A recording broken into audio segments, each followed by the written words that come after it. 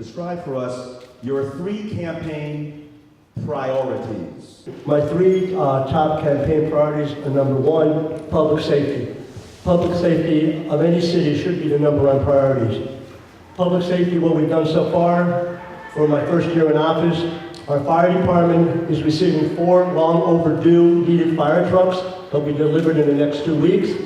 As well as I put in the 2019 budget 2 more firefighters. Our police department is being brought up to closer to our full complement of 222 officers. Last night, City Council approved 8 new police officers. Our police officers are now outfitted with body cameras. This protects our citizens and our officers alike for the usage of the body cameras.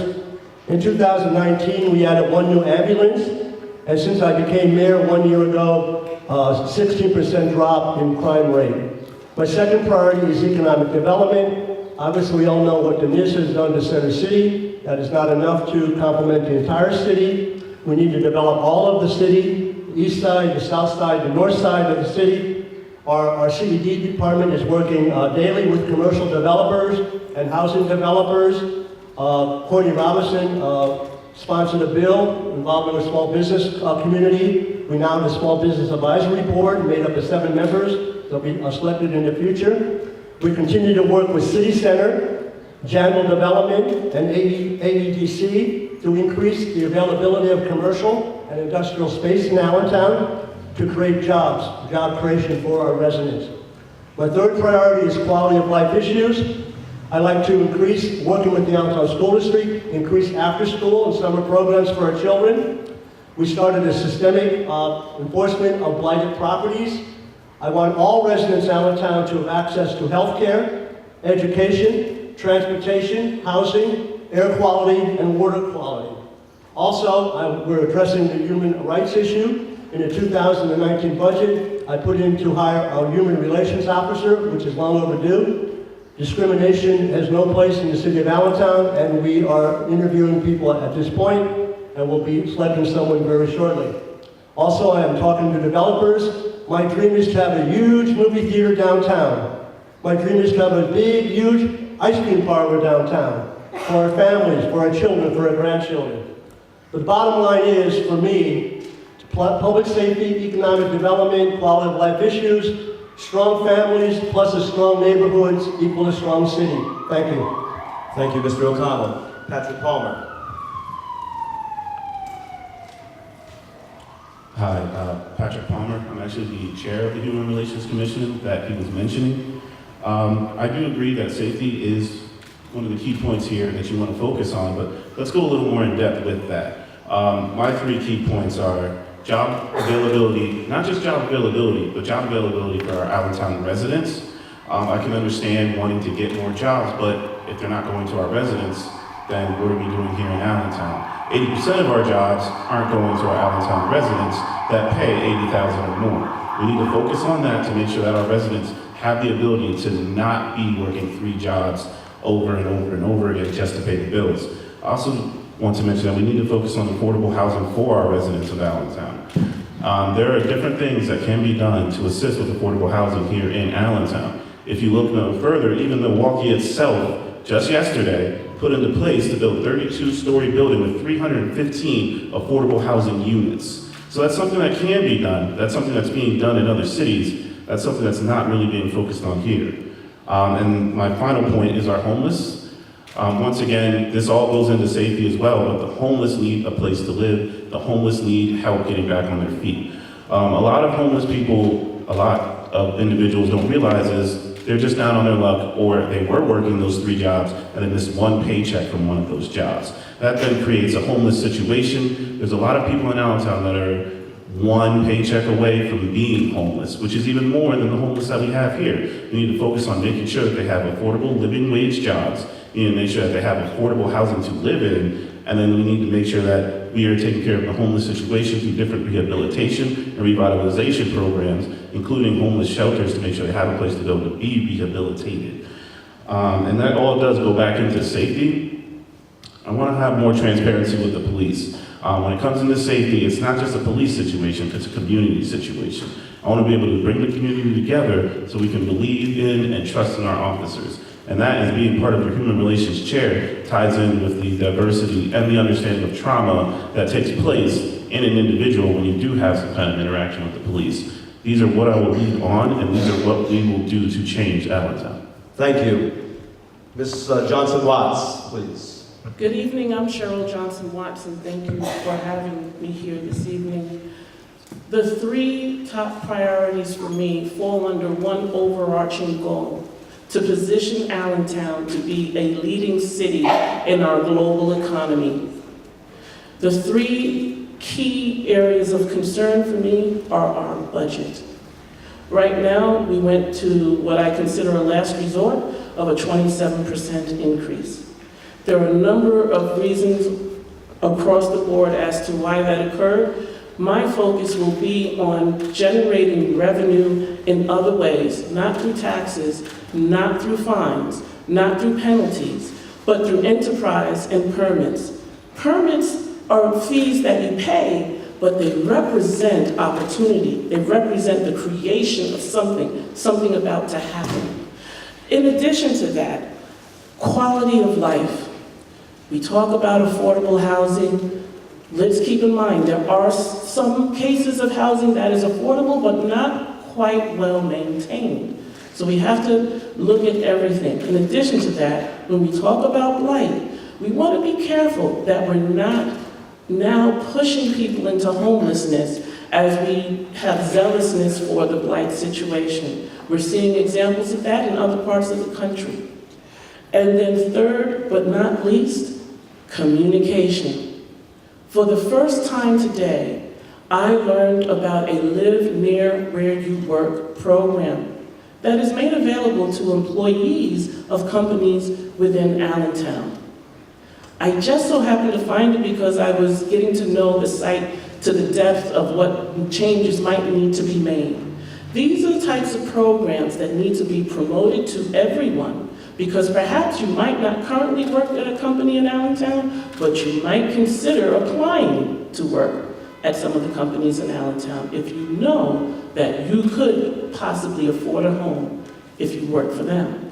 So these are the three key things. Ultimately, positioning Allentown to be a leading city in our global economy with the focus on budget and how to generate revenue.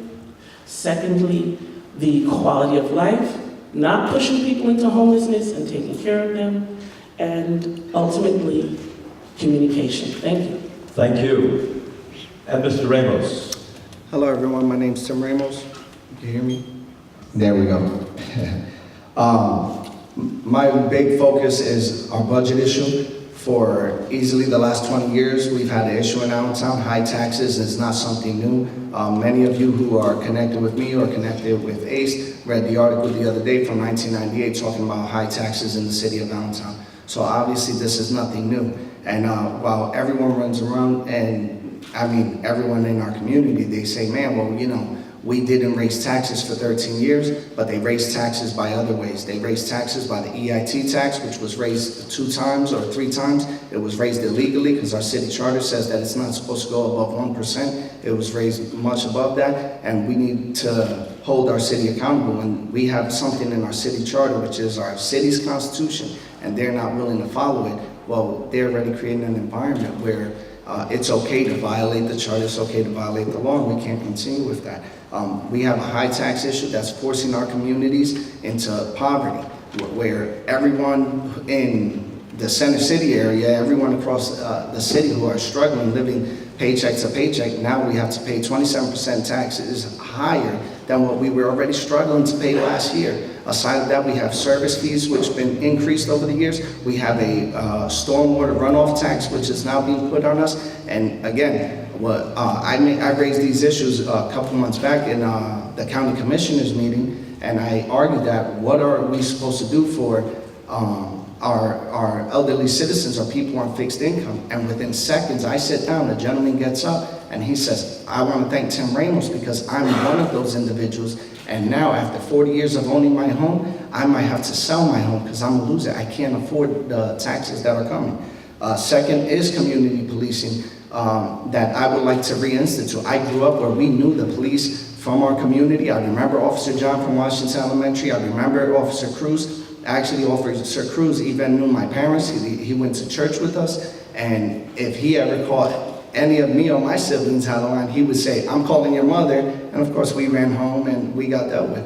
It builds the community. It builds stronger relationships with our community. And most people are less willing to disrespect or violate someone they've grown up respecting. Aside of that, I believe that our community needs a stronger voice in this city, so I would like to implement a true ward system, dividing the city into 7 districts, which would require our city council members to live amongst roughly 18,000 members of our community in that district, and I believe that gives us a stronger voice in the position of leadership, and we would easily change the face of Allentown doing that. Thank you. Very good, thank you. Will you give our candidates a round of applause, please? Thank you for being here this evening. Thank you for your introductory remarks. Our first question comes from a student from the William Allen High School, and he is a member of the group Empower. He's going to direct this question to Mr. O'Connell, and each of you will get 45 seconds after Mr. O'Connell's response to rebut. How will you address the city's dire financial situation? Cities? How will you address the city's dire financial situation? Well, I addressed it a little bit. It's not very popular in 2019 budget, but the city went for 13 years without a tax increase.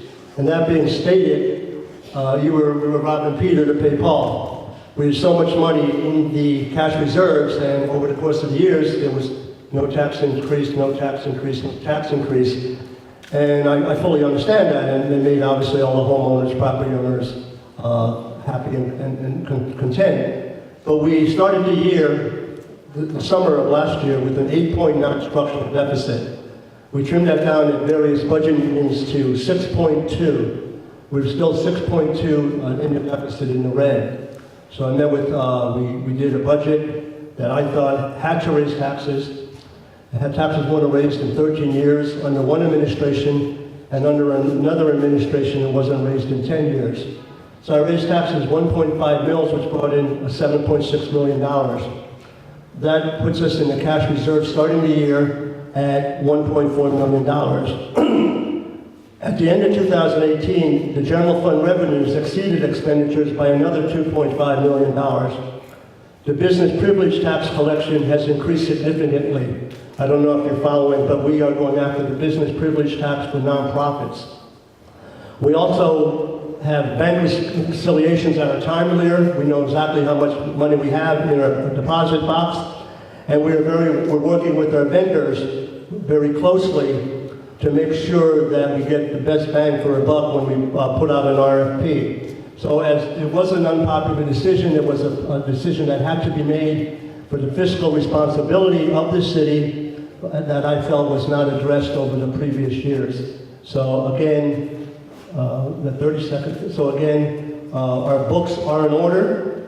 We have started an EIP program. It's called Early Intervention Program, working with City Council and my administration. We're going to look at increasing revenues, and we're going to look at decreasing expenditures. And we're doing that every month, sitting down with all the budgetary departments. Thank you. Thank you.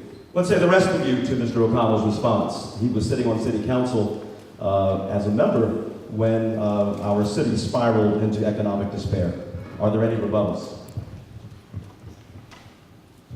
Okay, just a couple of answers for that, because that one kind of hits me right here when you mentioned the tax increase of 27%. I know a few individuals who go through situations with tax increases like that, who, without going deep into it, have to do things just to make enough ends meet to be able to pay for what they have now.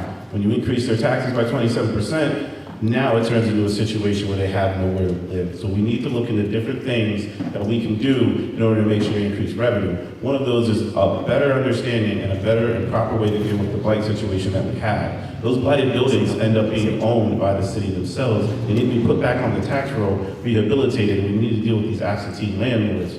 I guess I'm out. We need to do things to like deal with the absentee landlords, which puts the buildings back on the payroll, which then allows us to go ahead and tax those buildings, which increases revenue that we do receive. If we have other places coming in, they're buying up other properties as well. We need to get individuals moving back into the city as a way to increase our revenue that we can gain. We can do other things as well to go into that to make sure that we don't have. We're going to have to leave it there, sorry. So I encourage everyone to look at our backgrounds. I've worked in financial services for a number of years, and I'm uniquely qualified to evaluate some of the circumstances that we're under. I am very familiar with the concerns of public pension investment as well as municipal finance. There are scenarios where we are in contracts that we are under obligation to that we may perhaps have to renegotiate. But until I'm sitting in the seat of mayor, I won't know what those contracts necessarily say or how they came about.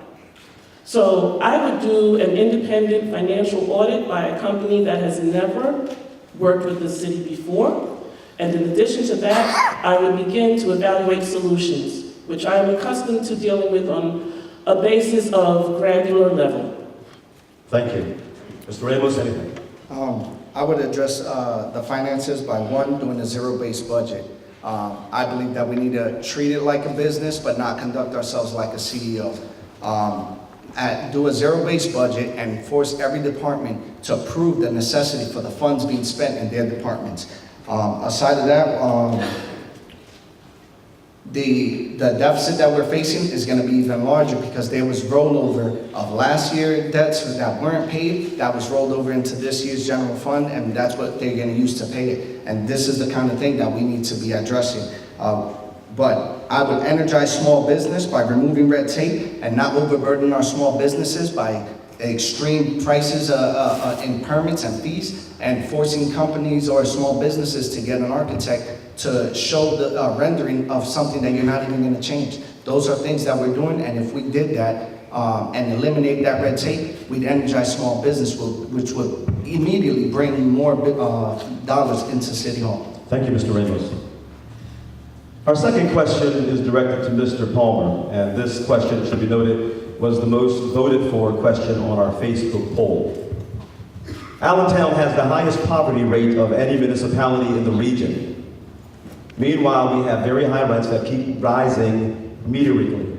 What is your specific strategy or policy for affordable housing in the Queen City? Mr. Palmer. Thank you for that.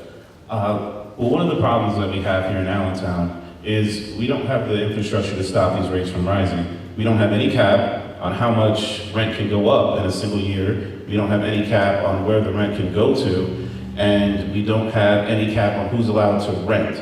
So right now, I'll give you an example of Center City, Allentown. There's about 2/3 of the residents that live in Center City, Allentown. Most of those homes, over 60% of those homes, are actually rentals. We need to do something about the fact that everyone's coming in, renting these places out, and then unfortunately it's gentrification 101 that takes place. So I want to make sure that we have some kind of cap when it comes to who can come in and how many properties can be rented out in, let's say, a single year. How much can the rent go up in a single year? We need to focus on making sure that our residents have somewhere to actually live by adding inclusionary zoning. So when someone does build a place, that we can make sure that 20% of what they are building, when it comes to a big apartment building or complex, 20% of those are going to individuals who are on some kind of fixed income, because those individuals need a place to live just as much as those other individuals that are getting those places. We need to make sure that we do have jobs here that are paying individuals a living wage. Part of the problem is people are willing to work. They're working 3 jobs, so you are willing to work. You just don't have a place that's willing to pay you a living wage so you can work. That then ties into, it keeps going down, it keeps causing something to go on in the family where now the child has to then start working. That child is now working minimum wage. That child is now missing school, falling asleep in school. Situations like that are taking place. So this is a trickle-down effect. So now that child himself can go to school while that parent is just working one job. We're making sure that we do have jobs in Allentown. They're staying in Allentown. Our residents are living in Allentown, and they're living comfortably in Allentown. That, in effect, will go ahead and make sure that once we have those buildings that do have caps on how much they are raising their rent, we will go ahead and make sure that they can't just come in, they can't just move in, charge us $2,100 for a single bedroom apartment, make sure that we do have a place. So when we look across at something like what's going on Hamilton Street, we Mr. can Palmer, we're gonna have to cut it there. I'm sorry, I keep doing that. So I'm hearing you say, Mr. Palmer, rent control and inclusionary zoning to a certain degree. To a certain degree. And I would like the rest of the candidates, if you have something to say, if you want to rebut that or add to that, in terms of what you would do to deal with the raising cost of rent despite our highly impoverished city. I'd like to take a proactive approach. As a city, I would like to start inviting people to actually build and rebuild who have an interest in seeing a place that has a quality of life where people can not only be employed, but also live in a place that is well maintained. There are many people who come to Allentown to buy properties, but we have a say in who actually learns about Allentown and who ends up coming. I would go out and find the people, and I would have the community come together so we can identify the key points that we want to engage, so that we can begin to find prospective owners of properties who will create the Allentown we're looking forward to seeing. Thank you. Mr. Ramos and Mr. O'Connell. Well, one, I want to start by saying that there are still areas of Allentown where it is affordable, but what we need to be doing is educating our community and encouraging them not to rent anymore, but to buy. Many of the people in our community come from places like New York, New Jersey, and Philadelphia, where they're high rent areas. We need to encourage them to purchase their homes, and that would also help. Aside of that, we have people like Nat Hyman, who is building hundreds of units, and his units start at about $600 a month. So there are some people, and he's not in the list. So there are some people who are trying to address that. Aside of that, rent control was touted in Berlin just a year ago. It was social groups were celebrating it for a year, how great it was. And today, they're fighting that the government, eminent domain properties from renters. Is that what we want to see in the city of Allentown a year from now? Thank you. Okay.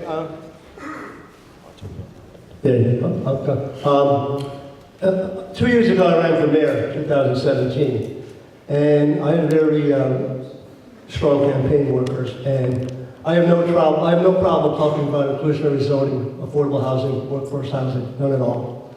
But when we talk about affordable housing, we're generalizing. I want quality affordable housing. We are speaking on a daily basis with housing developers who are interested in projects in Allentown. Our redevelopment authority is under agreement with the developer to construct affordable housing on Front Street using the low-income housing credits offered by PHFA at the old Ribbon Works in Allentown. We also, with this budget this year, myself and City Council put $300,000 in the budget fund for our Allentown Housing Trust Fund. I have no problem talking about any developer about inclusionary zoning, affordable housing, workforce housing, none at all. It's a direction we need to go, as long as the affordable housing is quality, we're going to affordable housing. Thank you. Thank you. Our third question for this evening is around police aggression. And it's going to be asked by a member of Make the Road, and it's going to be directed to Mr. Ramos, followed by rebuttal from the other three candidates. All right. So Joey Santos was an unarmed man who was killed by a South Whitehall police officer in broad daylight last summer.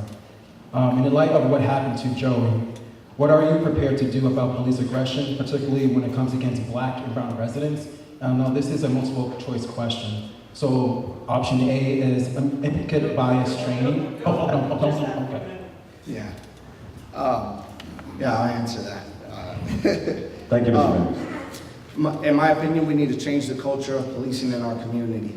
And, you know, guys, we can answer a lot of this by hiring local and recruiting local. I remember I myself applied to the Allentown Police when we did a mass hiring. 3,200 people applied, and I didn't get hired after being interviewed and passing a lot of the exams and you know, the prerequisite things you got to go through.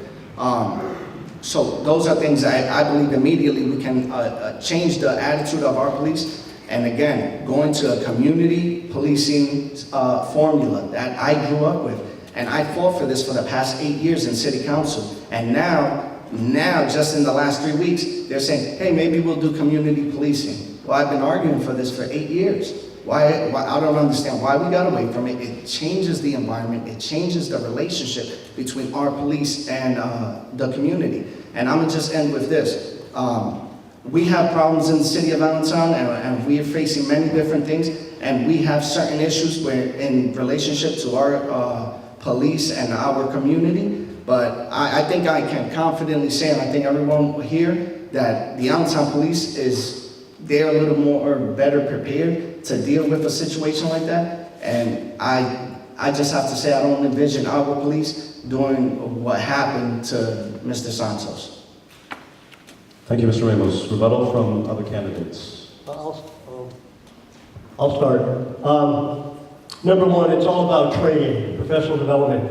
We have a very aggressive police chief who putting his officers through training on a weekly, monthly basis. It's also learning how to de-escalate a situation, not to increase it, but to de-escalate it. There are many people out there who, in the last several months, they have dared our police officers death by suicide. They wanted our officers to basically kill them. We have shown great restraint, great restraint. It's all about de-escalation. Number one, neighborhood community policing will be reinstituted in 2020, okay? Also, we also need to begin, if we have people who are mentally ill, rather than put them into the criminal justice system, we need to get them and treat them for mental health issues. Thank you.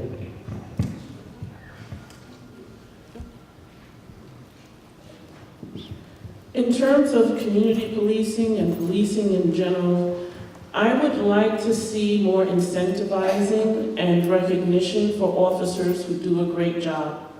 We have some who stand out and excel. We have others that we're not aware of. And I believe that if we begin to demonstrate that there is value in your community participation, there is a reward, not financial, but recognition driven, for the way you interact with the public. So that's one thing. And in addition to that, I would begin to monitor through the support of a nonprofit organization the cases of harassment that happen across the city. Because from my conversations, they tend to happen only in certain areas. Thank you. Thank you. Mr. Palmer? 3 things. One, I agree with the community policing, and I do agree that we need more police out walking beats, meeting our people, greeting our people, learning people's names, learning the areas. Another one is I do, and I had actual talk with this, with a few individuals about this. I know we need better community engagement with the police, and not just from our side, from the police side. They need to come out to our events, they need to come to events like this, they need to be seen, they need to be talking to individuals. They need to learn what we have to say about them, and they need to do things to help quell any fears that we do have. The last but not least, if you look no further than Chicago, they actually put together a group in Chicago. It was done by the mayor that was full of black and brown individuals that actually sit there and they monitor things that the police do. It's an accountability commission that monitors what the police do, the police report to them, the police speak to them, and we can do things like that here for black and brown individuals. Thank you. Show of hands, how many of you believe that we need to have implicit bias training for all of our officers, as a, not even the audience? I appreciate the candidates. How many of you believe that our officers should be trained in implicit bias? Yes.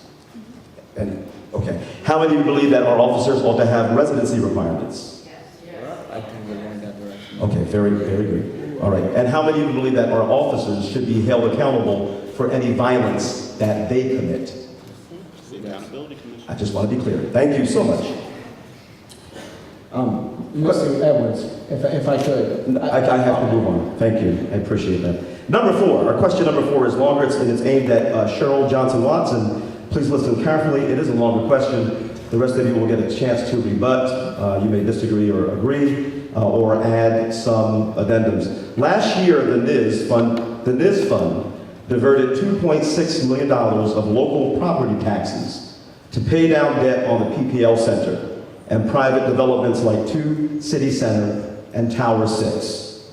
The year before, it was $2.9 million in diverted taxes.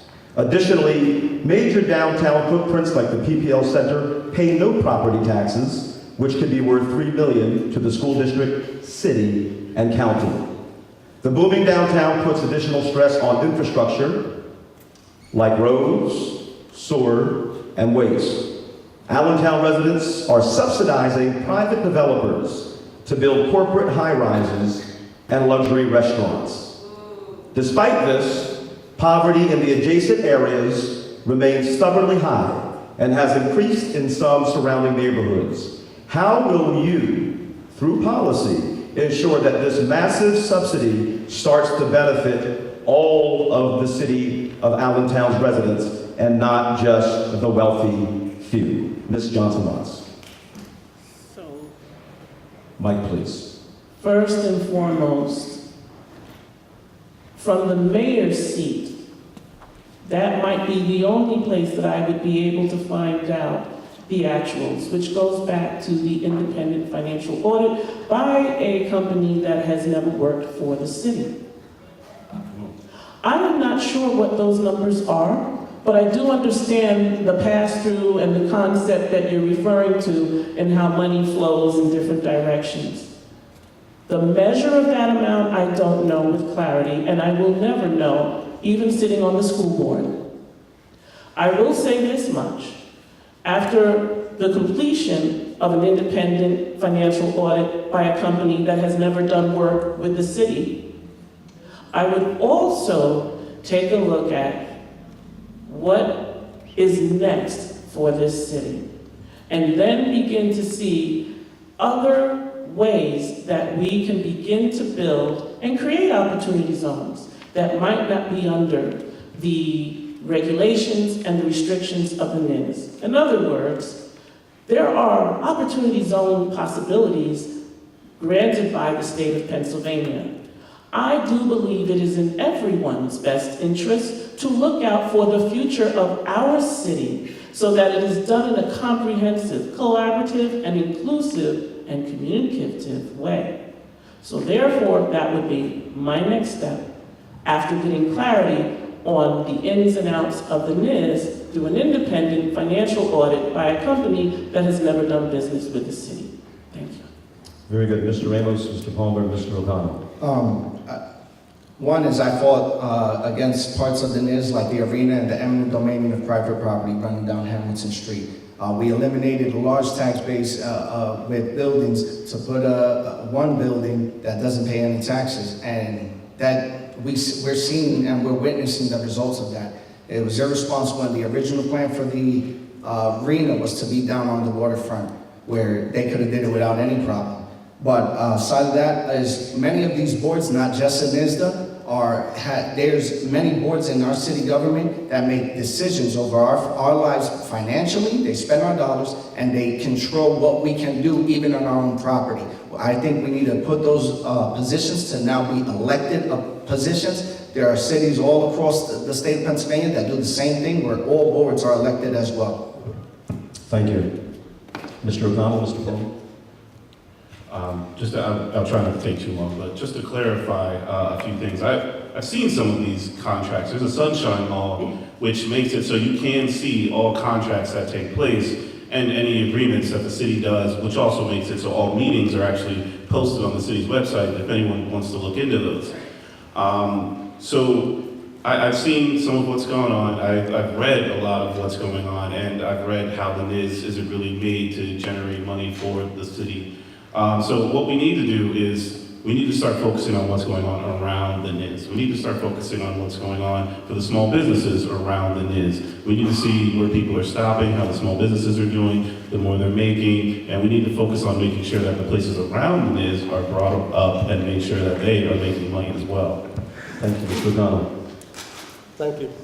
Turn it off. Very quickly, look, the NIS was a boom for Center City. There's no doubt about it. Last year, 2.66 million people came into Allentown. I lived in the days when Allentown and Center City was dead. So we have, it's not a silver bullet, but it's a start. What I would like to do with developers is, and I've said this 2 years ago, we need community benefits agreements, we need development impact statements from developers, and we need to utilize throughout the city of Allentown our 5 opportunity zones that we have. But the NIS has started revitalization in this city, but it can't just stay in Center City. It has to go throughout the entire city. But the NIS has truly helped Allentown come back. If I may, what would you include in the community benefits agreement, Mr. O'Connell? I would say that any developer who's doing something in any community would sit down with the neighborhood people that it would directly affect. We would look at revitalizing that, not whatever the building it is, we would look at kind of like let's take like a school-based revitalization program. You build a school, you revitalize the neighborhood around the school with the stakeholders who live in that neighborhood, which is being done at 12th and Gordon right now. Okay, very good. Can we respond to any of that? I think have you responded? I think you've responded. I did. Yeah, we have, unfortunately, we have got so many questions that we want to make sure all of our candidates get an opportunity to answer. So this, actually, you can stay with the mic, Mr. Mamus, this question is for you.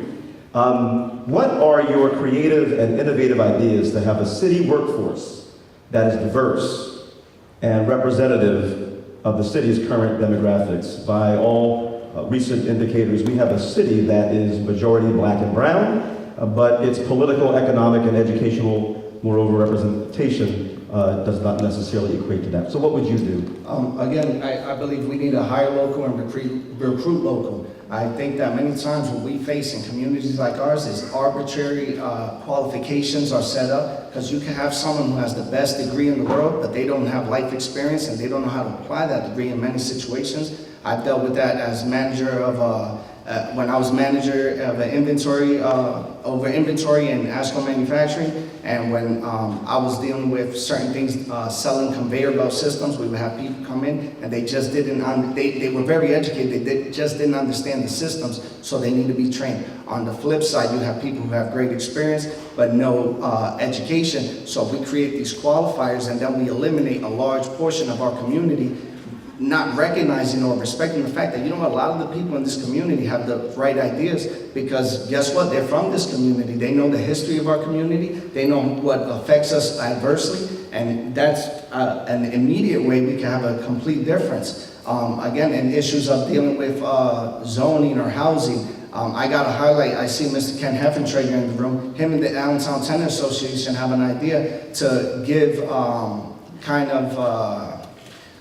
like a benefits-based system to highlight good landlords. We can do things like that, bringing in guys like that to give us information that maybe we don't have down in City Hall. So we hire local, we recruit local, and we accept the community that we have. Thank you. Other responses or rebuttal to what Mr. Ramos said? Yeah, okay. I totally agree that the city employees need to reflect the community racially, ethnically, and gender-wise. And I have made a commitment of my administration to hire qualified people.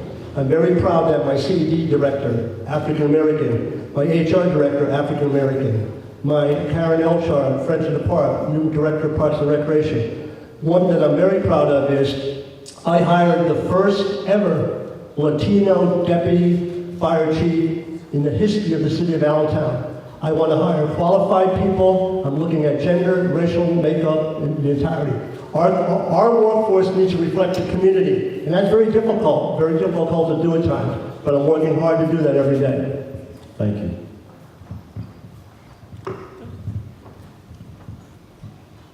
As a chair of the Human Relations, I deal with this all the time. So some of the things that we do definitely need to do is we need to have our legislation in general reflective of our community. And I don't just mean the people that are here right now. I mean people that are in the seats doing the hiring need to be reflective of our community. We need to make sure that we are actually doing a fair hiring process, but also going to them, going out to the community. A lot of people don't know what jobs we're offering unless we do something that we can touch them and make them realize that we are. We have, for instance, no social media presence. We don't have a social media worker. We don't have anyone who handles those kinds of situations where people look for jobs on social media. People are looking for jobs there. We're not going out and having job fairs and, sorry. Very good. Ms. Johnson-Watts? I would collaborate with CareerLink, but in addition to that, I would post the link to the website for the city and make sure that everyone who lives in the city has taken the opportunity to fill out an application, whether there is a job available or not. Years ago, when I first moved out here, I tried to apply to the city, and for some reason there kept being a technical problem. So I actually called the IT department to find out why there was this problem. It was never solved after about 3 weeks of calls. I chose not to bother anymore. I don't know how many other people may have experienced that back then, but as mayor, I would make sure that we knew the talent base within our very city limits. Very good. Thank you. We are on the home stretch of our questions, candidates, so we've got a few more questions before you give closing remarks. 1/3 of Center City residents feel completely excluded from the downtown development that we previously discussed. Furthermore, large swaths of the east and south side feel totally ignored by elected officials, politicians who focus on the wealthier downtown and the West End constituencies. How will you, if elected, engage all sections of the city in a meaningful and inclusive way? And that's directed to anyone. I would like to jump on that and say again, I would like to have a true ward system because again, we immediately have a voice in our positions of leadership. When our people are being elected from within our communities, we won't have any Center City residents, South Side resident, or East Side being ignored because the elected officials will be elected from our communities, and that will be a requirement. We immediately change the face of Allentown, and our communities lead the way into the future of this city. So you would go to a ward system? A ward system, absolutely. Very good. Other candidates? Oh man, this is another one. This is hitting me at home. As a Center City resident myself, I felt the neglect. I felt ignored. I felt like no one comes around unless it's election time. And as many of you who know me know I'm all over, whether it be to assist the homeless gentleman, whether it be to assist children, all over. And we need to make sure that the people that we do elect are doing the same things as well. You're not just elected to sit in the seat and just sit there and that's it. You're elected to make sure that the city sees you. You're elected to make sure you're leading the city. You're made sure to representative of the city. So you need to be in those wards. You need to be to the east side. You need to be to the west side. You need to be to the south side. You need to be in Center City to make sure everyone is represented. How can you hear the voice of the people you're representing if you're not in Center City? How can you hear the voice of the people you're representing if you're not over on the east side? We need to make sure they are there and they are seen. So, Mr. Palmer, would you agree with Mr. Ramos that we need to move City Council to a ward-based system? I don't agree that it necessarily needs to be a ward-based system because some wards themselves don't really get the representation that they would like, while other wards just don't care. And so, for instance, if there's a ward that just doesn't care, the representative from that ward may not care either. So I don't necessarily agree that it could be a ward-based system like that if someone's just sending out someone because they have to send someone out. Okay, all right, very good. Ready? Mr. O'Connell. Yeah, I talked earlier about development on the east side and south side. I would go, and I would support a system where one representative would be from the east, the west, the south, and the north, and I would go for 3 at large, kind of like what the county system does. 4 selected by territory and 3 at large throughout the whole city. I live in what's considered the edge of the West End. And I volunteer in a number of capacities. I serve on the school board. I was elected and sworn in 2017. Through that process, I spent time throughout different parts of the city. I volunteer with Make the Road, which is focusing in on Center City, and I also volunteer with the Allentown NAACP. We did a community forum last year on hip hop after an incident outside the PPL Center, which brought together about 100 people to talk about the realities of love and expression for hip hop and how some things are not necessarily connected. And I don't believe that there's any ward where anyone doesn't care. I believe the first step is to generate and cultivate civic engagement by giving people an opportunity to learn how the government that we live in works. Very good. Thank you. Closing statements. You'll have 2 minutes each to address, if you will, to the audience, any perceived misconceptions about you and or your campaign. Let's begin with Mr. O'Connell. Closing statement. Why me? Is that what you're saying? From here. Hi. My closing remarks is, Allentown is a wonderful city that I've been privileged to call home my entire adult life. 38 years working for the Allentown School District, 8 years on City Council, the last few years as President of City Council. Being appointed as the interim mayor, I'm in the 13th month, I have 9 months to go. I want to run, and I'm running obviously for the remaining 2 years of the term. I'm running to continue the work of rebuilding our city and the trust of our citizens so that Allentown will be a vibrant city once again on the rise. Why should you vote for me on May 21st? A vote for me is really a vote for yourself. Why do I say that? We have the same hope for Allentown. We all love Allentown. We all bleed Allentown. A city where we are proud to raise our families, to make a better life for our children and our grandchildren. We need to do it together. As I said many times, being the mayor is not a one-man show or a one-person show. You need to have everybody involved, from your directors to community engagement to civic engagement. Therefore, I would be honored and humbled if you would elect me for the remaining 2 years of this term. Thank you, and have a great evening. Thank you, Mr. O'Connell. So I'm believing that there is no perceived misconceptions about your campaign or you on the basis of your response. Okay, very good. Thank you. I just want to make sure you answer the question. Okay, very good. All right, very good. Mr. Palmer.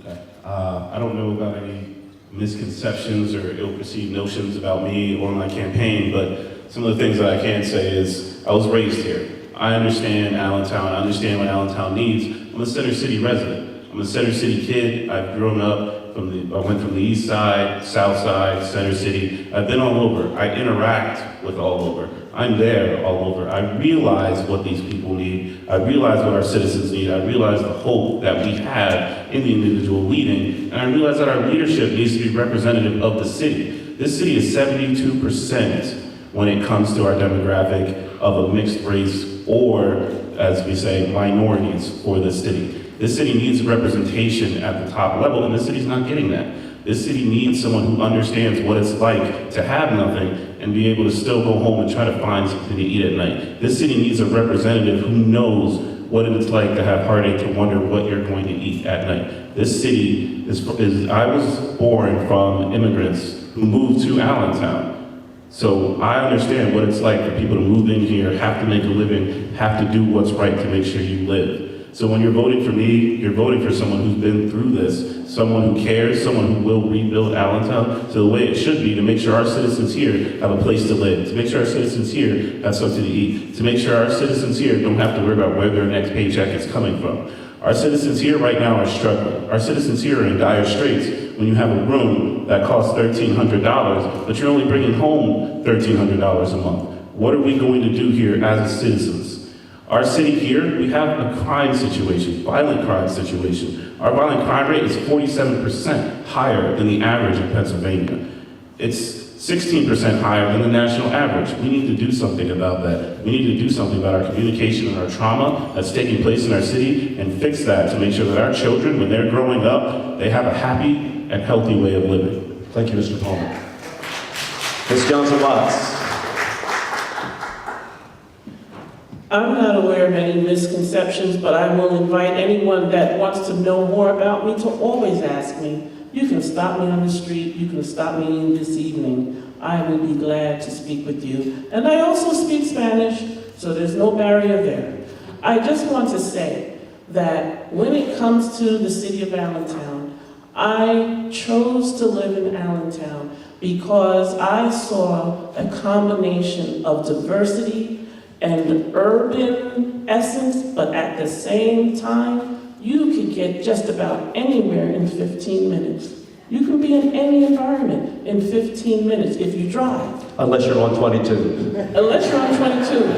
Now, the other thing too is Lanta. I have ridden on Lanta quite a bit, so there is some things that could be done in terms of the county, in terms of Lanta and making things not have to all pass through the terminal center. But I spend some time from time to time in the terminal center talking to people and hearing what's on their mind. And what I want to say to you, if you vote for me, you've got an interesting combination. Someone who understands the potential for Allentown, has a vision for Allentown to be a leading city in our global economy, which will bring together the asset of our diversity, in addition to the ability to relate to other cultures. And I also say to you that I understand you, as different as you think you are from me, I understand you much better than you realize.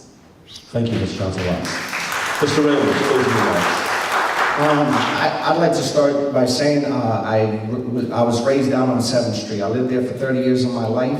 To say I'm a city kid is an understatement. All my life I've been right here. I went to Washington Elementary, Trexler Middle School, and I'm a William Allen graduate. It was at Trexler Middle School I first met Ray O'Connell. In those days he was my principal and I was causing him grief. And here I am 24 years later, not much has changed, except I'm chasing him down for the position of mayor. Causing him grief. But you know, what we need to understand is we need to restore the greatness of Allentown. I said many years ago that the city of Allentown needs to be a beacon of light in a dark place. We're the heart of the Lehigh Valley. And look, guys, we're 2 hours from New York. We're 45 minutes from Philadelphia. This is a business hub, and it hasn't been conducted as such. I believe that the city of Allentown needs someone that looks like them, comes from their community, understands what it's like and what the heart of Allentown is, because I come from the heart of Allentown.